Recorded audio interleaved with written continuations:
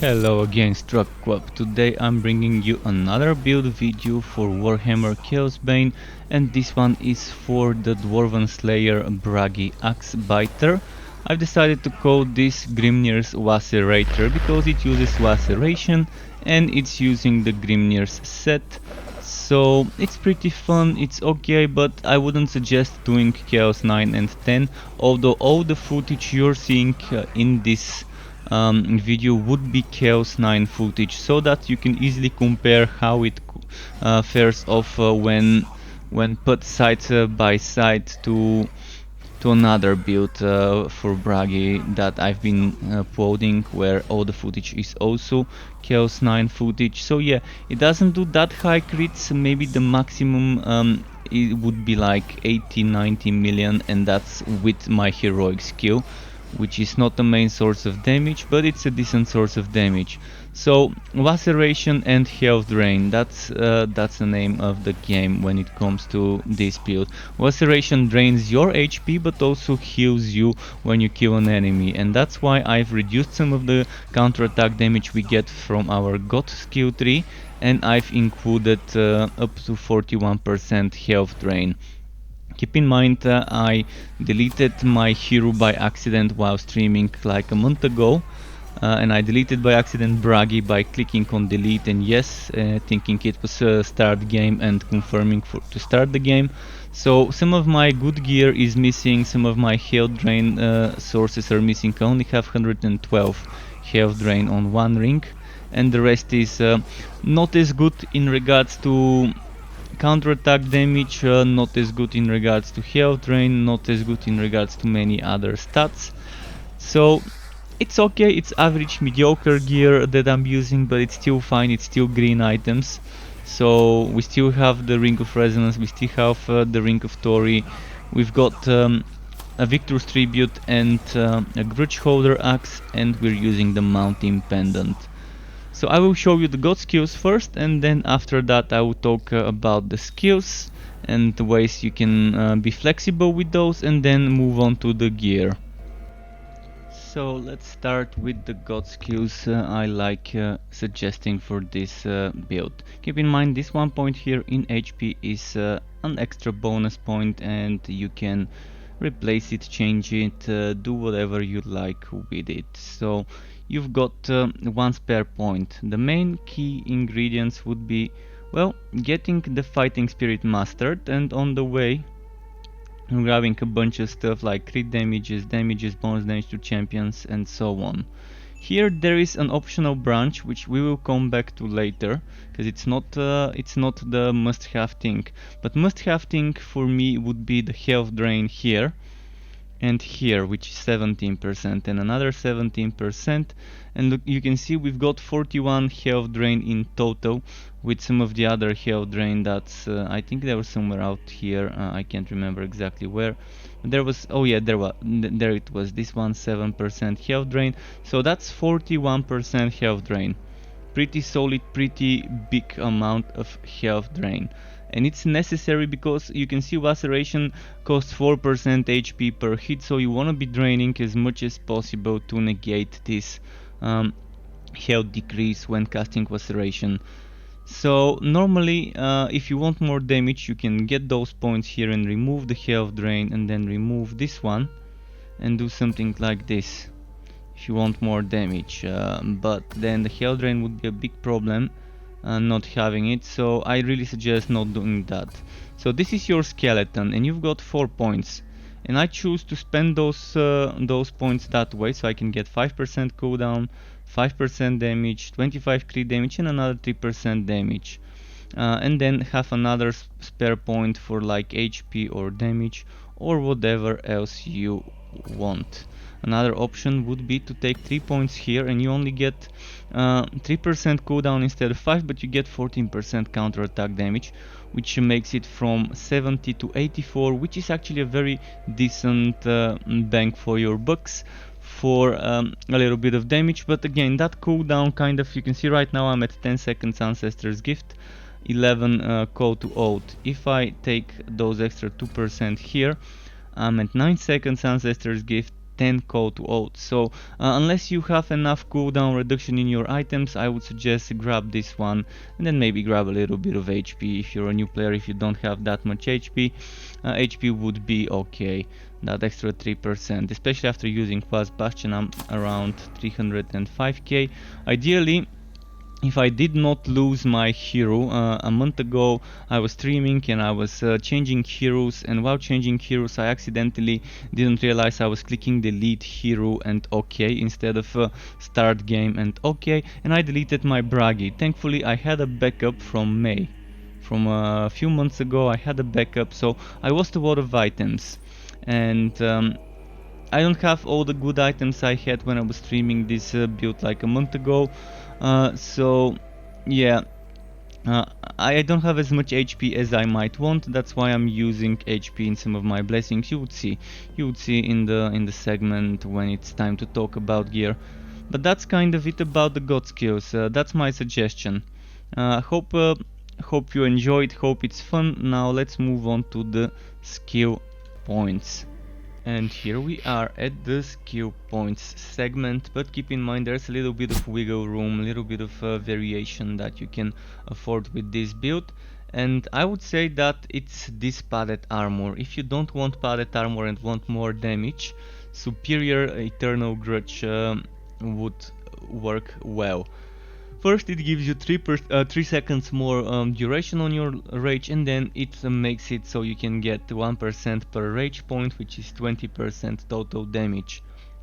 It may not seem much, but it does stack with other sources of damage, and in the end that's probably gonna result in a few million more in every crit you do, with Laceration and with Avenging Charge and with the Aura, and especially with Call to Ult. That 20% extra damage with Call to Ult would be a big boost.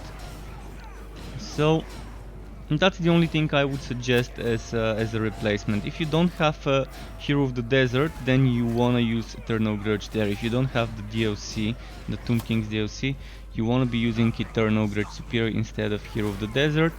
But padded armor is a great source of extra survivability, and this build could use that survivability, so that's why I left it there. For my Tower of Chaos runs, for some of them I was not using padded armor, so when you're watching footage that I've included, if you don't see padded armor in the buff bar for a few seconds after me starting to fight, then definitely I was using Eternal Grudge instead of padded armor. So that's it, it's pretty simple, there's not much more about it, but let's talk why I took which skill. This one here is completely optional. It could be Fury, it could be Axe Throw, it could be Savage Swing. It's entirely up to you which one you use. I think Fury works well because it's close range and it's nice, like Laceration. If you like Savage Swing more, you can get that too. So this is optional, any of those three would work. Laceration Mastered, I mean this is a Laceration build, so we gotta be using that one. It's decent damage, it drains your HP, so again that's why we need survivability. It adds a lot of armor piercing, chance to stun, which is a good synergy, and it also heals when you kill enemies. So make sure you're constantly killing enemies. Then Ancestor's Gift is invulnerability and makes you not consume energy, which means you can spam this when needed for movement. And keep in mind, you are invulnerable, but you still lose HP when using Call to Ult during the invulnerability phase. Which brings us to Call to Ult. Call to Ult Heroic, our heroic skill from the Grimnir armor. This does a lot of damage, It also grants you and nearby players extra 100% damage buff, extra 100% crit damage and 20% movement speed for 15 seconds. So anyone around you that's an ally would get buffed. I don't think summons get buffed if there's an ally summons, but the summoner itself will get buffed. So it's good, it's nice, it sacrifices some HP though, so keep in mind. You can see now I'm 305k and now I ended up going to 270k. So it sacrificed around 10% HP roughly. It doesn't say how much, but that's how much it seems to be sacrificing.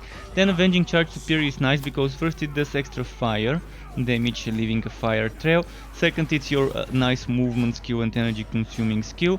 And then you've got Vast Bastion Superior.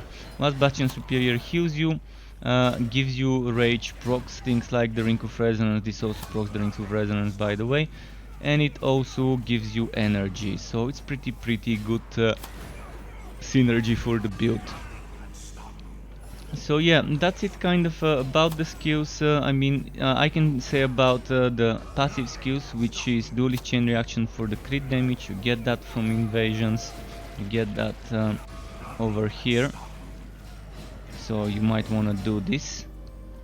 You might want to get this one first and this one first, and maybe if it's too hard, still get this one and this one, and there start pumping further and further until you reach this one and unlock it.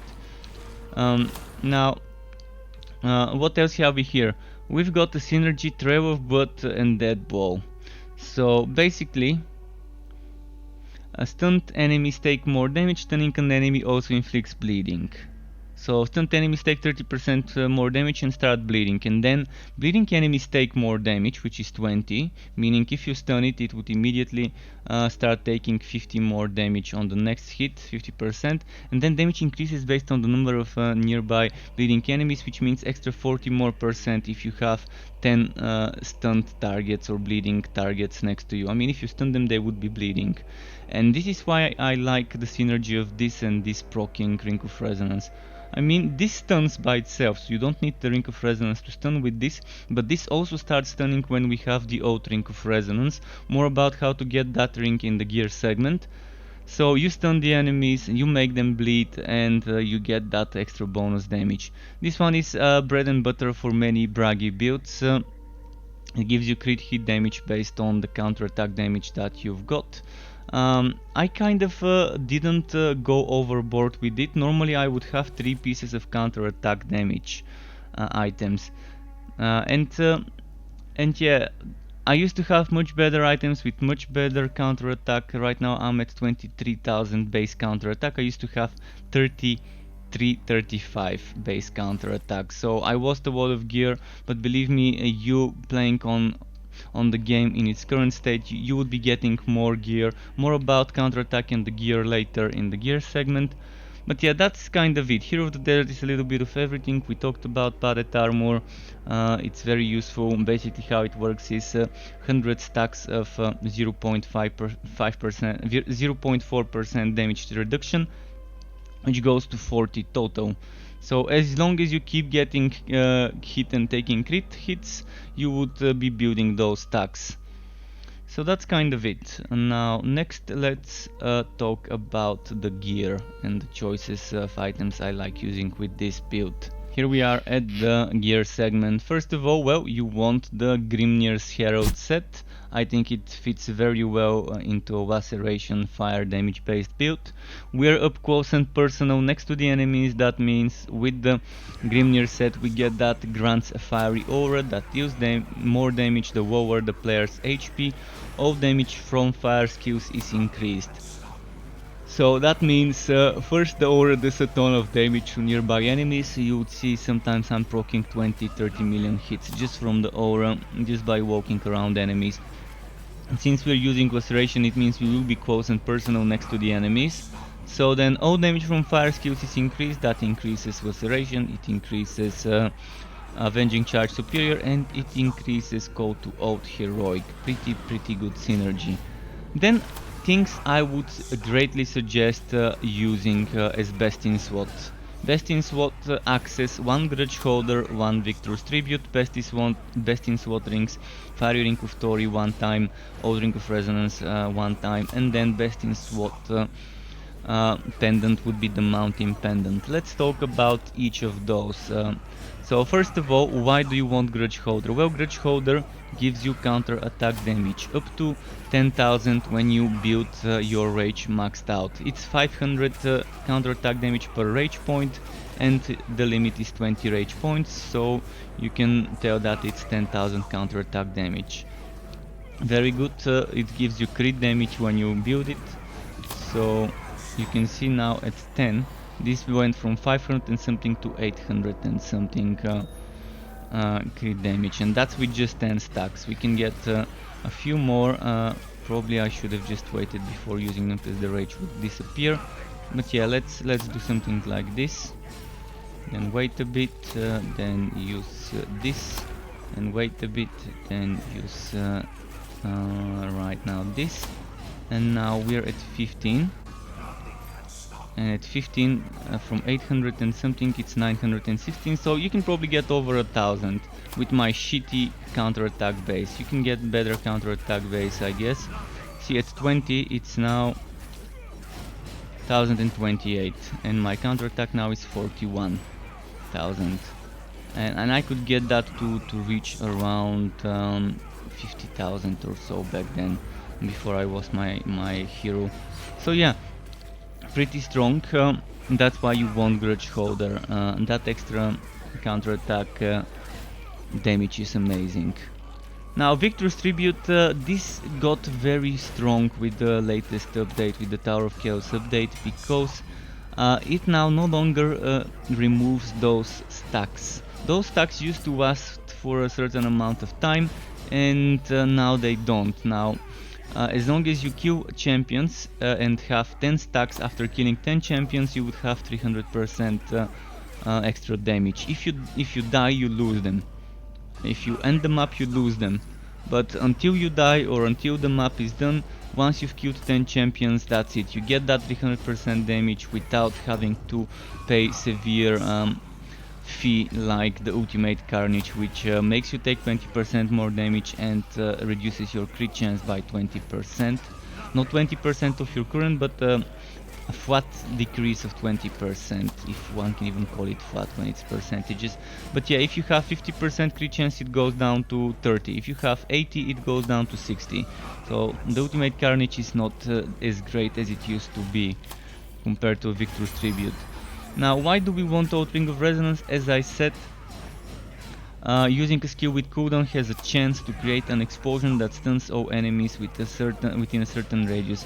I've noticed that this chance is pretty high, and almost every time I use cooldown skills, you see that was the explosion, and the other skill stuns by itself, so you don't even need to worry about it. So the only time it actually did create the explosion, this white explosion, so I've noticed that it just works all the time. And it's pretty nice, pretty amazing synergy. Then Fiery Ring of Tori. Performing a crit hit has a chance to reduce any current cooldown. It's pretty nice. It's pretty nice because you will be critting and you will be reducing your cooldown time by only 2%, but you will be doing a lot of crits very quickly. This does a lot of hits, the aura does a lot of hits, this can be burning and doing crits, and it's good. It's good if you get a great one with good rolls, and more about good rolls in a moment. Definitely the best in SWAT there. Mountain Pendant, hitting an enemy has a chance to reduce the current cooldown and grant energy. You don't really care much about the energy part, but you do care about that cooldown reduction. It may not seem like much, but this stacks with this one, and this is hitting an enemy. You don't even have to crit with this. So with the aura and all of it that we have in this build, that would be proccing and stacking with this one. I mean, if you think it's a little bit too much, you can replace it with another one, but I'm not sure which one to recommend. I mean, you can try Godskill's Heal to heal yourself for 20% HP with Ancestor's Gift. You can try other ones, but this one is, in my opinion, the best in SWAT you can get. There's other things, but I don't know, I don't think it's worth it. I mean, if you're farming easier difficulty something you can speedrun where you don't need this, of course use this one, but then you might want to bless your gear for crit chance. More about blessings at the end of this segment. But yeah, that's kind of it. Now, quick 1 minute to explain where and how to get Ring of Resonance. See, that's 3 rings: Shadow, Dexterity and Resonance. Basically, you want to be doing invasions, but you want to be doing them on the highest possible difficulty you can. So, at for a new player, you go to rank 10. You go to rank 10, you get this one and maybe the ones next to it. You get this one, get the ones next to it. You get this one, get the ones next to it. Get this one, get the ones next to it. And then you might want to move towards the Outer Ring of Resonance, but if you haven't gotten do this chain reaction, get that first. And then start moving down. Start moving down, maybe get those if you think you need them. And right after you complete this one, so keep in mind, you're doing rank 10 invasion, and then you complete this one. What you do then is, from rank 10 you're changing to rank 1. You're not clicking on the ring, otherwise you're losing rewards. So once you've completed this on rank 10, you change back to rank 1. That means rank 1 would have everything completed, because the way the system works right now is, once you complete a certain node on one rank, it completes it on the previous ranks. So you complete this on rank 10, you go back to rank 1, then you click on the ring, you collect it, then you change to rank 2, click on the ring, collect it, change to rank 3, click on the ring, collect it, then the same for rank 4, 5, 6, 7, 8, 9, and finally you go to rank 10 and collect the ring. Make sure you've got enough room, because every time you collect the ring it would go in your inventory. I don't know what happens if your inventory is full. My guess is you might end up losing a reward, and because it's not gonna drop on the ground. So make sure you have at least 10 slots when collecting one ring, and you do the same for every other ring. All 3 rings work the same way. If you were to collect them on rank 10, then when you go back to ranks 1 through 9, you would not be able to collect the rewards, because the node would already be completed and you would have lost 9 rings. Once you've completed rank 10, you would unlock up to rank 19, then you might wanna start farming rank 19. There are ways to cheese it by backing up your save and reloading that backup until you get good rolls on the rings, but that brings us to the part where we talk about good rolls. Now let's take a few minutes, a couple of minutes, 3 minutes to talk about good rolls for every part of your equipment.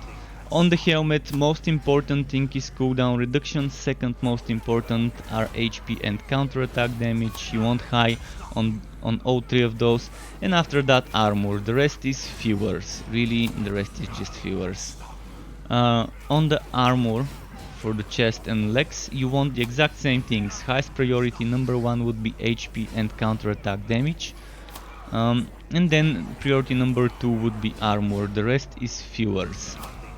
And resistance to damage over time and health generation are probably some of the best if you decide to do some invasions.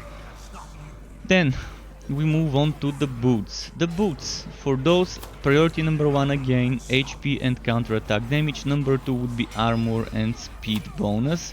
You can only get speed bonus on boots. You don't really need it as much on Bragi, because you do have Avenging Charge Superior, but it's nice to have it. Then the gauntlets is the only armor piece of equipment that can give you DPS stats. So over here, the important stat for you would be to get flat damage and HP and counterattack damage. So 1000 counterattack damage is roughly around 40 crit damage, if not exactly. That means if you get like 1500 counterattack damage, like on this one, you're getting around 60 crit damage. That's why counterattack damage should be higher priority than crit damage. So priority number 1 would be flat damage. 3-4000 I think was the limit for red. For green it's over 7000 that you can get. So try to get at least 6-7000 on a green. But as long as you have flat damage, it's fine. Even if you don't have HP, I would still wear a flat damage piece. But yeah, get flat damage, get HP, get counterattack damage, and next, if you can get damage over time, it's okay. If you can get armor, it's okay. I mean, on this piece of equipment, the only thing that I would change would be the wood quality to be something else. But it's a fewer stat there, fewer slot. So I've got the 5 major stats. Damage, HP, yeah, the wood quality should be counterattack damage on this one. That's what I'm missing. If I had counterattack damage on this one, it would have been a perfect roll. So for the amulet and rings, you want the exact same things. I mean, amulets can give you armor, and it's not bad to get armor, but it's not high priority. High priority for you should be crit chance and cooldown reduction. You want those two. You can see I'm missing some cooldown reduction here. You can see I'm missing some cooldown reduction here. And that's why my cooldowns are kind of this long, this high. And again, I lost some items, so I did lose some stuff with good rolls.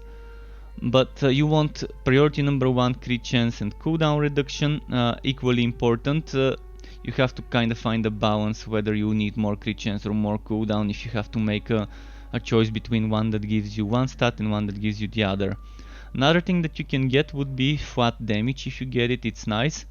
Health drain is important. If you can get health drain, get it. Counter-attack damage is important if you can get it. Crit damage should not be that high on the priority list. HP is also important. So let's say you get crit chance, cooldown reduction, flat damage, health drain, and counter-attack damage, or HP instead of any of those. Yeah, that's good. I mean, you can only have 5 pieces. So let's say you sacrifice the health drain, you get HP, that's fine, but then you need to get the health drain on at least 1 or 2 more items. If you get health drain in the access, that's gonna be the best case scenario. Right now I've only got health drain on this one ring, so it's not enough, but it kind of does fine. So on the rings you want the exact same things: cooldown, crit chance, damage, health drain, and then preferably counter attack damage or some HP. And that brings us to the axes. On the axes you want cooldown reduction, crit chance, and damage. Those 3 things are your must-have items on the list. The counter-attack damage is good, and if this wasn't an old item, it would give me up to 1600 counter-attack damage per axe, which would mean like over 3000 total. So this is an old axe, it only gives me up to 1000 instead of up to 1600. But you can see this has almost everything one might need. Instead of wood quality and damage over time, I probably would have taken other stats such as armor, piercing, and HP. But yeah, you want cooldown and crit chance and damage, the 3 most important things. The second priority would be HP, and in the third priority you would want things like counter-attack damage, and priority number 4 would be armor piercing, crit damage, health drain, things like those. This applies to both axes. It applies to them. So yeah, I think it's pretty clear now what you want. Now let's talk blessings. Blessing items is easy. You just go back to your inventory, click bless, right click the item, and then you start making combinations. You can do last blessing if it remembers what you last did. And let's show you how you do counter-attack damage. You do counter-attack damage like this. And as I said, I don't like overdoing counter-attack damage. 3 pieces of equipment is all I need. Maybe 4, but I think 3 pieces of equipment with this combination: green, blue, green, green, blue, green, with links and god tokens you get from all the bosses and mini bosses in the game at the end of maps and boss rushes. And this gives you 2.5k counter-attack damage, up to 8k HP, and up to 620 armor. Now let's talk HP damage. You can see I'm using damage HP, damage HP, damage HP. There's 3 versions. One of them is 8000 HP max and 3.6k damage. Then if you want 420, coincidence I think not, if you want 420 more damage, but to lose 2000 HP, that's the combo. And if you want even more, another 420 more damage, but to lose another 2000 HP, that's the combo. So 4 green, 2 red, 3 green, 3 red, or 4 red, 2 green, all linked with the god token. Pick one. If you don't have enough HP, I would suggest 4 or 3 green. and then eventually keep switching them as you keep getting more HP from items. See, you can see I'm using something that gives me 20,000 up to 20,000 HP, and this is the 6 green, only because, as I said, I deleted my character by accident, so right now I don't have enough HP, and I would much rather sacrifice some damage, get some HP, and then fix this later when I get HP from items like axes, rings, etc. So yeah, that's kind of it for the gear. I hope you really enjoyed it, and next, if you want to see more gameplay footage, you can stay tuned and watch until the end to see some more of the build in action, and to hear me explain how I rotate the skills and some of the combos you might want to consider when playing this. So here we are at the gameplay segment, where I show you more footage, more gameplay footage, and I talk about how to maybe rotate and combo some of the skills.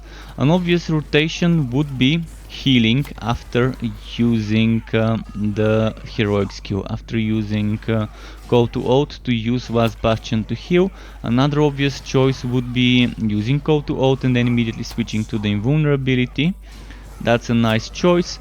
Of course, you want to be running out of danger with your mobility skill whenever that's necessary. And another combo that some may not consider, and probably is not even that great, but it's still a great combo, would be using Wasp Bastion before Call to Oath. You might wonder, well, why would I want to do that? Well, if you're using Fire Ring of Thor, you have a chance of stunning the enemies, and you're not gonna do that much damage with the Fire Ring of Thor, meaning there's gonna be some leftover survivor enemies, unless your fire aura kills them off before you do Call to Oath. So you stun them, which means you bleed them. So you make them take more damage for being stunned, and you make them take more damage for bleeding after the stun, and then you also make them give you extra damage if they're bleeding and nearby you. Then you unleash your heroic skill and get more damage for that one. On bosses, you gotta kind of hit and run. Go in with invulnerability, do your rotation, then go out. Wait for a second or two, then back again, and that's kind of it. It's not that difficult, it's not that hard, and again, if you speedrun easier difficulties with this build, it would be much more useful to you, rather than trying to push it to Chaos 9 or 10. So hopefully this was all helpful information.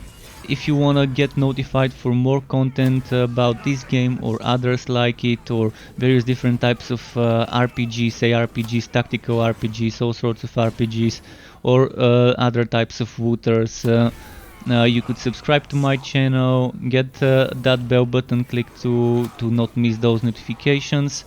Thanks again for watching the video, folks.